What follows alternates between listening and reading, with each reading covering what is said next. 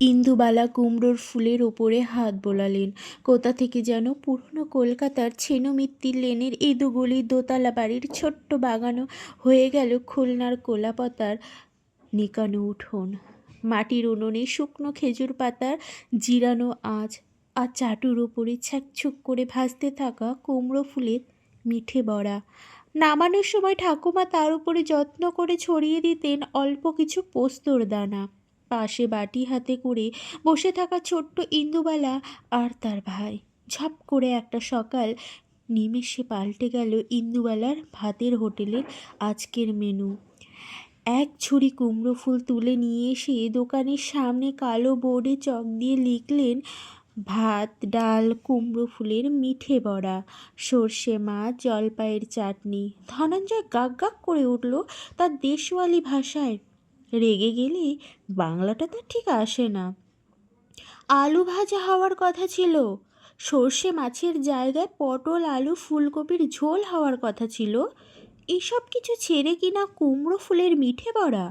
ইন্দুবালা কোনো কথা কানে তুললেন না, উত্তরও দিলেন না। স্নান করে ধবধবে সাদা কাপড়েই রান্নাঘরে ঢুকলেন। বেলা যত বাড়তে থাকলো চারিদিকের আকাশ বাতাস ছেয়ে গেল কুমড়ো ফুলের মিঠে বড়া ভাজার গন্ধে। সামনের মেজবাড়ির ছেলে মেয়েগুলো আজ বড় তাড়াতাড়ি ভাত খেতে এলো। কালেক্টর অফিসের কেরানিকুল বাড়ি থেকে খেয়ে এসেও দুপুরের চারটি ভাত বেশি খেতে চাইল। কবেকার খুলনার এক উঠোন রান্না জড়ো হলো ইন্দুবালার হোটেলে।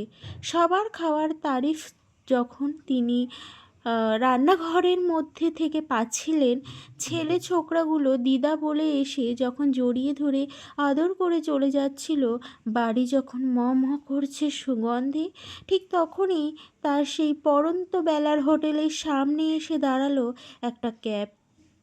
নেমে এলো যে মেয়েটি, সেও প্রায় বছর 10 পরে ফিরেছে কলকাতায়। মেয়েটির ছোট করে কাটা চুল, মেয়েটির হাব ভাব, মেয়েটির পোশাক, তার বিদেশি লাগেজ কাস্টমারের ভাত খাওয়ার ছন্দপতন ঘটায়। সবাই হাঁ করে তাকিয়ে থাকে অবাক হয়ে। এই সময় এই ছেনমিত্তির লেনে পড়িয়ে এলো কোথা থেকে? মেয়েটি শটান গটমট করে এগিয়ে আসে, চোখের রোদ চশমাটা মাথার ওপরে তোলে।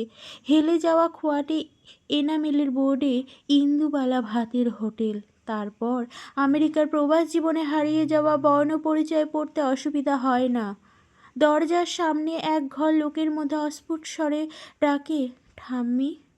ইন্দুবালা তখন যত্ন করে শেষ কুমড়ো ফুলের বড়াটা ভাজছিলেন চাটুর উপরে। অনেক দিনের হারিয়ে যাওয়া কণ্ঠস্বরে ঘুরে তাকান। তার হাতের বেসনের প্রলেপ।